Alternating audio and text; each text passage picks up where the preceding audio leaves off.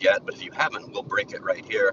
Israel has attacked the nuclear facilities in Iran, and this is obviously going to have major impact on the market tomorrow. So the moves that I'm already looking at include probably buying back some covered calls on TSLL and on MSTU, depending on how significantly the market is down.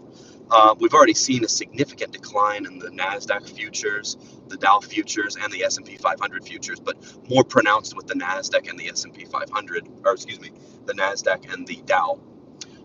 As you all know that follow this channel regularly, the NASDAQ and the S&P are much more representative of the overall market than the Dow is, of course. But nonetheless, this Iran news, which was expected, it's been in the news all day that Israel was planning a military strike on Iran. But this is going to have major impact on the market. So we'll see whether it's short term or long term. We'll see what the impact is. And so now that I have gone live here, let me see if I can do this here. It's going to be a little dark, but that should be okay.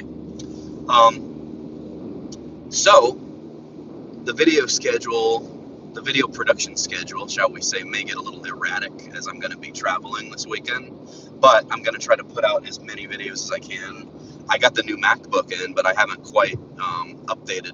I haven't quite got it all set up yet. So that'll have to wait till I get back. But anyway, let me know what you all's thoughts are as far as the impact on the market, our dividends, our options trades.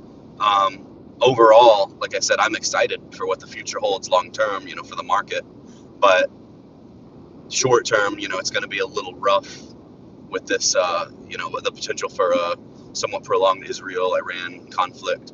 And it seems like Israel just decided to, do things themselves because I guess they couldn't get the United States to do it. So anyway, that's the latest breaking news. We were supposed to have a fund manager on today. Welcome to Richard King. I see you there.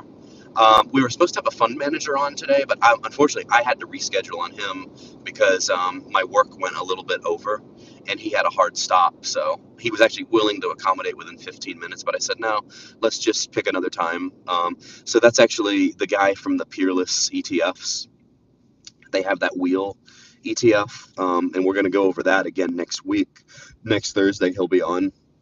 And well, this is perfect. I'm at a dead stop, so now I can really talk. Nothing like being at a dead stop during the night driving on interstate. But anyway, so yeah, that guy, his name's Eric Thompson of Peerless ETFs. He'll be back on Thursday, and we'll ask him. We'll pick his brain. So get your questions ready in the Discord. We'll pick his brain on all things related to his ETFs, especially the Peerless ETFs. So somebody had a wreck up here. That's what's going on. So yeah, get all your questions ready because he said they've met their investment objective. They've met their investment objective as far as the wheel strategy. They're paying a dividend and they set a certain objective. So we'll go over all of that. We'll give a reminder of what the target objectives are for the fund. What's this here? We've got Jukebox on. He says, "Hey, bud, are you going to be okay?" Am I going to be okay? I don't understand the question. As far as what? I think in the long term, we'll all be okay. Donut says hello. We've got a Samantha Newell says hi. Welcome. So anyway, that's the latest news that I'm breaking on the channel here, the Israel-Iran situation. And like I said, the moves that I'm planning to make, I'm probably going to, cash in some premium on some covered calls tomorrow. Particularly, I got a bunch of them in TSLL. Oddly enough, I've already made like 2,000 in premium on the TSLL. And I hold that in two accounts. So it's 2,001. It's like 700 in another. So I expect things. We'll see how Tesla reacts because TSLL is a 2x, ETF. So we'll see how the movement in that causes the call premium to adjust. If it's significant, I may just buy it back. Same with MSTU. If those are significant, I may just buy those back too. As far as NVDL and everything else I hold puts in, I expect those to move in the opposite direction. So it's going to certainly be interesting to see, how long this conflict affects the market, and obviously when it's going to possibly bottom out again and then recover.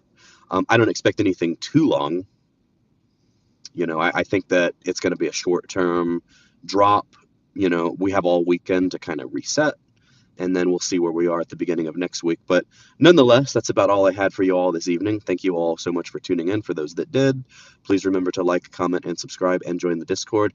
Even if you catch this on the flip side, which most of you do, most of the audience does catch this on the flip side, not live. But for those that caught it live, good for you. And we will see you all tomorrow. Take care. Bye.